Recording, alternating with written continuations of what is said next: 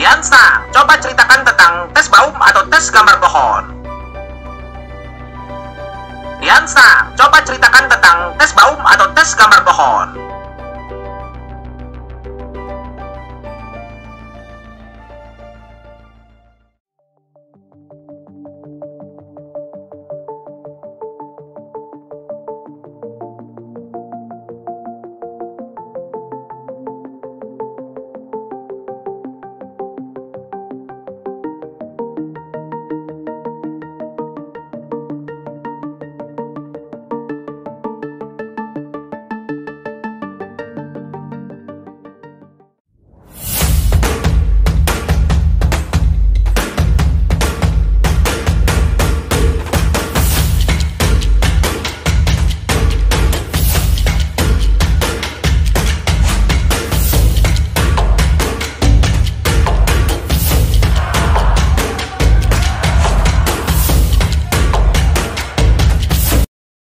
Tes ini biasa disebut sebagai tree test, ditemukan oleh Emil Jacher pada tahun 1928, seorang tokoh penasihat pendidikan, dan tes ini membantu penentuan jurusan bagi anak-anak didiknya. Seperti halnya manusia, pohon membutuhkan makanan dan minuman. Pohon juga tumbuh dan berkembang. Tes ini kemudian dikembangkan oleh Charles Koch pada 1952, seorang tokoh psikologi asal Jerman. Tes ini telah digunakan secara luas di dunia untuk menganalisis kepribadian dan latar belakang emosional seseorang. Menurut Hildebrandt dan Baum, hubungan bentuk pohon dengan manusia seperti patung yang berdiri, mencapai kemiripan paling tinggi dengan manusia, dan bahwa pertemuan dengan pohon adalah pertemuan dengan diri sendiri.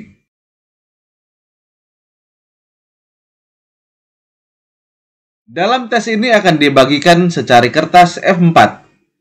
Sobat dan Malik akan diminta untuk menggambarkan sebuah pohon dengan ketentuan pohon yang berkayu, kecuali jenis, perdu, pinus atau cemara, palma atau kelapa, randu, bambu, pisang, rumput-rumputan, dan beringin.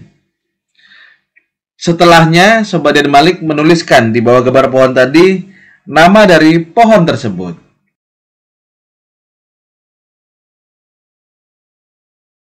Poin-poin utama dalam interpretasi gambar BUM adalah: yang pertama, ukuran gambar; yang kedua, kesan gambar; yang ketiga, penempatan gambar; yang keempat, ciri-ciri grafis, garis atau coretan; yang berikutnya, aspek perkembangan atau umur.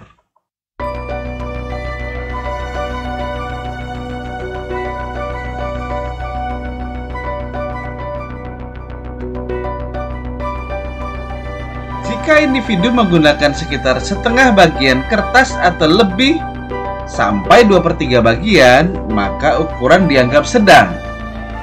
Ukuran gambar yang lebih dari setengah bagian kertas menunjukkan bahwa individu merupakan pekerja keras untuk mewujudkan cita-citanya dalam kehidupan, menyukai kegiatan positif sehingga menjadi pribadi yang bertanggung jawab dan mapan. Jika menggambar secara penuh diinterpretasikan sebagai dominan, ada kecenderungan angkuh. Ukuran pohon yang terlalu kecil, kurang dari 1/3 bagian kertas, diinterpretasikan sebagai kurang percaya diri, kurangnya dorongan atas kemauan, namun menerima apa adanya hasil yang diperoleh, mudah bersyukur, dan menikmati hasil meski bukan usaha yang maksimal. Ukuran pohon yang terlalu besar diinterpretasikan sebagai angkuh atau mau menang sendiri.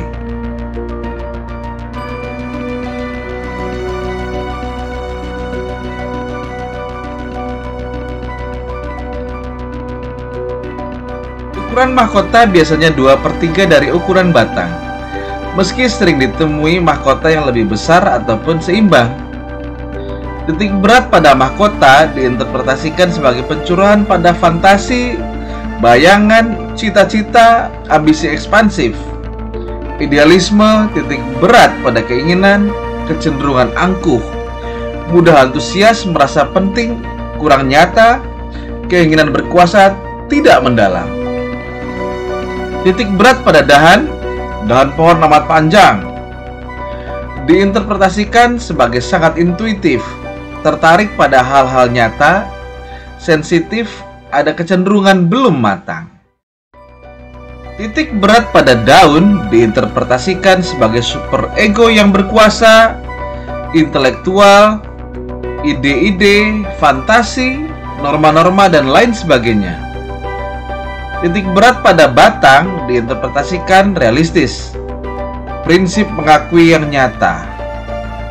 Menggambar pohon, sarang, dan telur burung diinterpretasikan sebagai berani bergaul, suka mengkritik, humoris, meski terkadang sinis.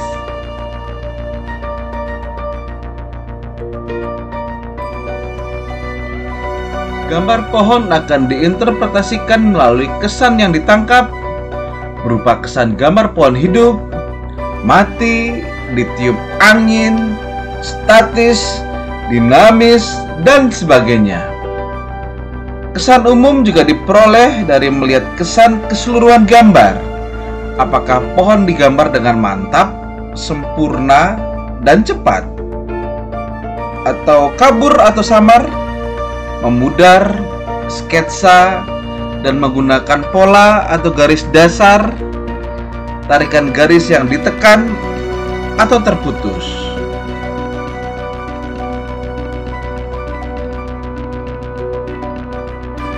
Penempatan gambar yang cenderung di tengah, mudah beradaptasi pada hal-hal nyata, adanya kesadaran individual, cenderung objektif berbasis empiris, tidak suka bertele-tele, rendah hati.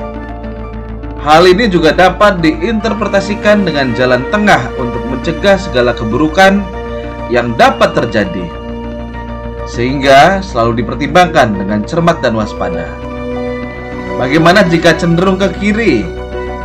Interpretasinya adalah kecenderungan memiliki ego tinggi, dipengaruhi masa lampau, introvert, cenderung subjektif, terlalu menghubungkan segala sesuatu ke dalam dirinya, senang menimbang dirinya, sukar dipengaruhi, senang menyembunyikan masalah.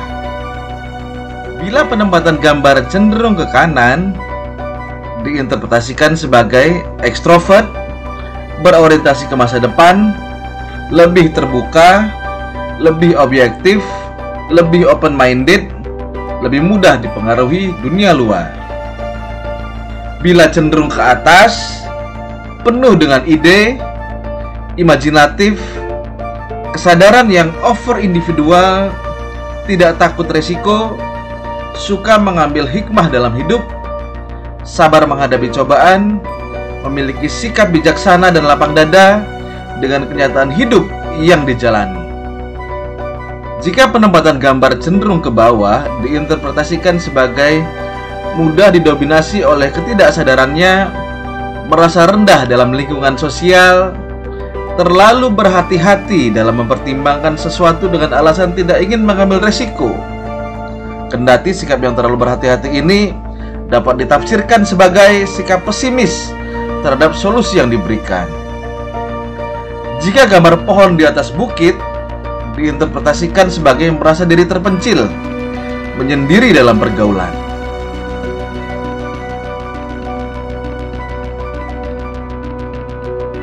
Kualitas garis dinilai dengan mengamati apakah garisnya tergolong tekanan garis sangat kuat dan dalam, tekanan garis kuat dan berat, tekanan garis lemah ringan, konstan, tekanan garis variatif, tarikan garis lancar, fluktuatif, bergetar, bergerigi dengan sudut diberi tekanan, berulang-ulang diganti, putus-putus atau sketsa, garis samar atau garis tegas.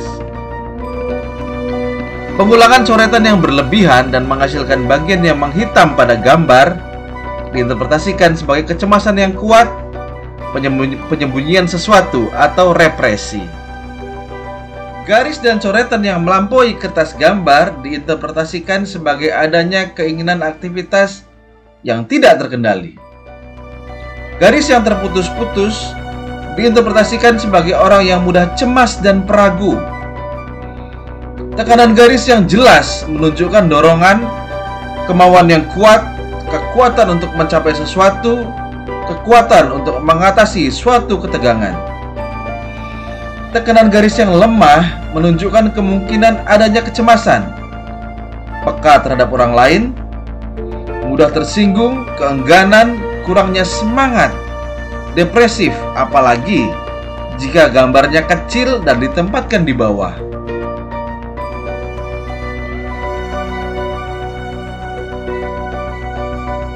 Buah yang digambar oleh orang dewasa yang menurut psikotes lainnya diindikasikan belum matang emosinya, diinterpretasikan naif, lamban, malas.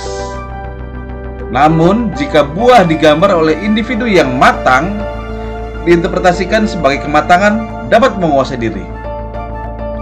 Gambar buah yang jatuh biasanya diinterpretasikan sebagai kehilangan.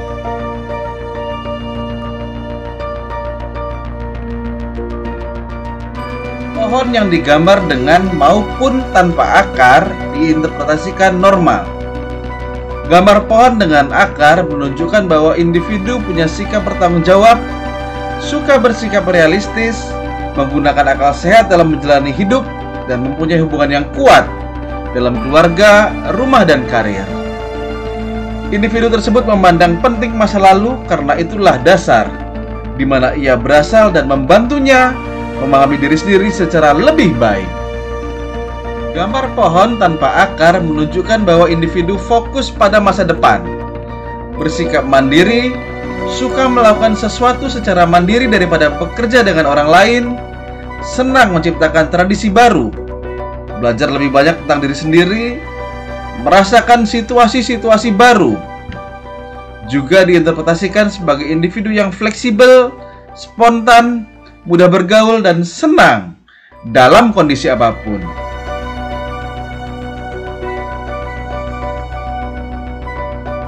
Pangkal pohon. Pangkal pohon berada dekat akar, kaku, dan tidak dapat bergerak.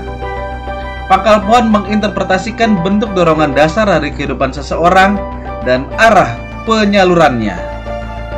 Pangkal pohon juga menggambarkan hubungan individu dengan lingkungan sekitar.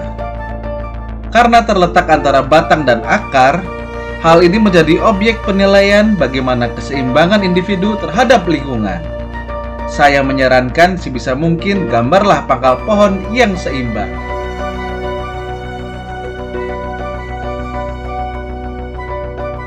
Batang. Batang berperan sebagai penyeimbang kanan dan kiri. Fungsi batang adalah menopang, mengangkut sari makanan.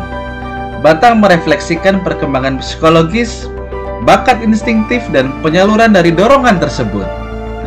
Batang yang digambar rigid dan licin menunjukkan sifat sensitif. Tiap rangsangan yang diterima dari luar tidak mudah menimbulkan problem. Batang yang digambar dengan arsiran sehingga tampak 3 dimensi menunjukkan tingkat intelijensi yang tinggi. Batang pohon yang berbentuk kerucut menunjukkan adanya regresi, kecenderungan statis, ada kemungkinan lambat dalam belajar, lebih praktis tapi sangat teoritis, motorik agak kasar. Batang pohon yang dibuat dengan coretan-coretan pendek kemudian ditebalkan lagi menunjukkan keraguan-raguan, tidak dapat bersikap tegas. Batang pohon yang lebar mengindikasikan kekokohan yang dijadikan sandaran yang kuat. Individu ditafsirkan memiliki kepribadian yang kuat dalam menghadapi cobaan, sabar menghadapi hidup, tenang, dan tidak mudah marah. Batang pohon yang digambar ramping tidak memerlukan banyak ruang di kertas.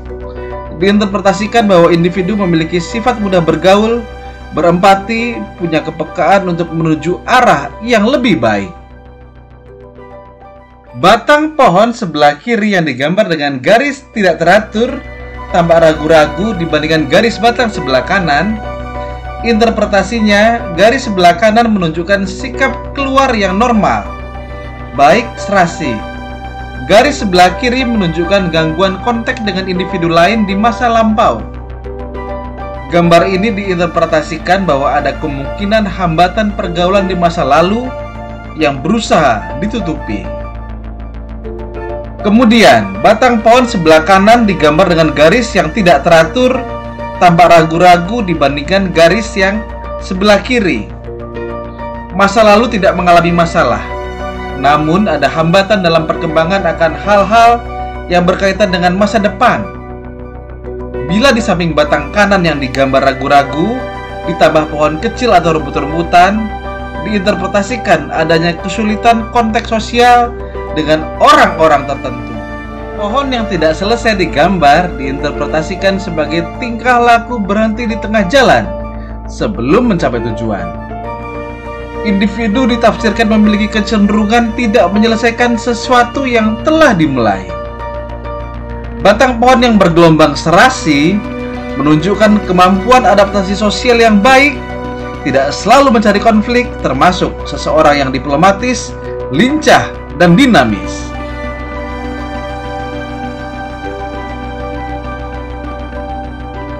Mahkota merupakan bagian pohon yang tidak stabil, mudah gugur, dan berumur pendek.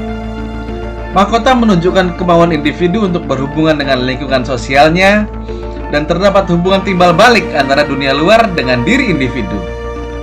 Mahkota menunjukkan aktivitas yang berhubungan dengan rasio. Mahkota menunjukkan pula stabilitas elemen antara kehidupan yang lalu dan yang akan datang dalam alam rohaniah seseorang. Mahkota menggambarkan ego yang berkuasa, intelektualitas, ide-ide, fantasi, cita-cita, norma-norma, dan lain sebagainya. Kemudian, gambar pohon dengan banyak daun diinterpretasikan sebagai pemikir yang dalam. Orang yang menggambar banyak daun adalah orang yang selalu memikirkan apa saja, cenderung untuk suka mengintrospeksi diri, membuatnya mengambil keputusan dengan hati-hati karena melihat manfaat dari semua masalah. Gambar pohon dengan sedikit daun diinterpretasikan sebagai individu yang cenderung memandang dunia secara hitam dan putih. Individu tersebut tidak gampang tergoyahkan oleh banyaknya warna abu-abu dari suatu masalah dan merupakan pemikir yang dalam. Tidak membuang waktu memusingkan solusi dari sebuah masalah, tetapi memilih sebuah rencana aksi dan bergerak ke depan.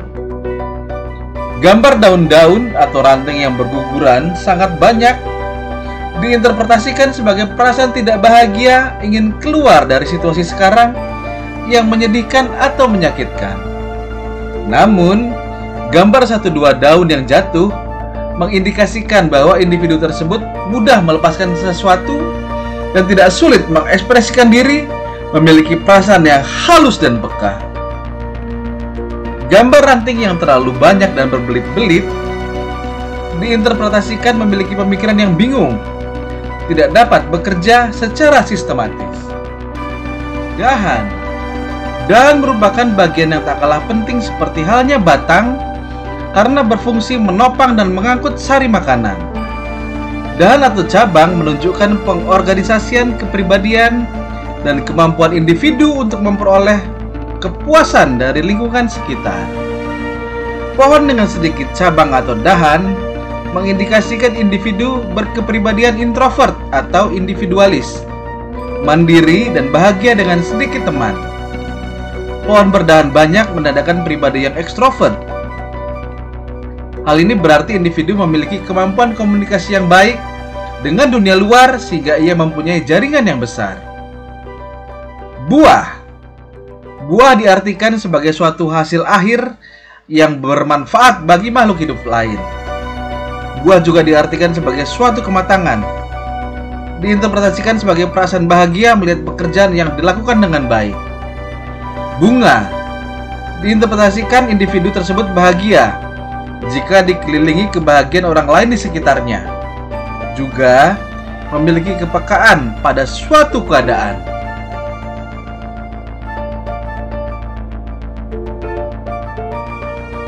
Pohon yang dikelilingi pagar diinterpretasikan sebagai kebutuhan akan rasa aman karena adanya perasaan tidak aman, tidak adanya kepercayaan diri, mencari dan membutuhkan dukungan.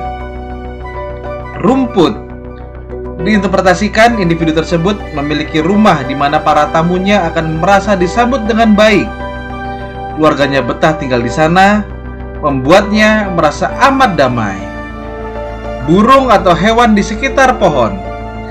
Diinterpretasikan bahwa keluarga dan teman-teman adalah kebahagiaan terbesar individu tersebut. Ayunan. Diinterpretasikan bahwa individu tersebut bahagia jika meluangkan waktu untuk bersenang-senang. Penyelesaian gambar. Penyelesaian gambar dinilai dengan melihat apakah gambar diselesaikan dengan A. Relatif sistematis. Apakah pohon digambar secara beraturan, berurutan? B. Tidak sistematis. Apakah individu menggambar bagian pohon secara tidak beraturan? Misalnya, belum selesai menggambar akar, mencoba menghias mahkota, kemudian menambah ranting, kembali ke akar, dan menghias mahkota kembali. Penghapusan. Penghapusan dalam menggambar pohon juga diinterpretasikan sebagai suatu keadaan. Adanya penghapusan menunjukkan kecemasan, kegelisahan. Penghapusan yang sangat banyak diinterpretasikan sebagai ketidakmampuan memutuskan sesuatu dan ketidakpuasan diri. Nah, demikianlah pembahasan kita kali ini tentang tes Baum atau tes gambar pohon. Bila Sobat Dian Malik merasa informasi ini bermanfaat, tolong di-share seluas-luasnya kepada Sobat Dian Malik lainnya. Bisa juga untuk like dan subscribe, karena like dan subscribe dari Sobat Dian Malik adalah energi bagi saya untuk terus berkarya dengan semangat. Sampai jumpa di video-video berikutnya. See you!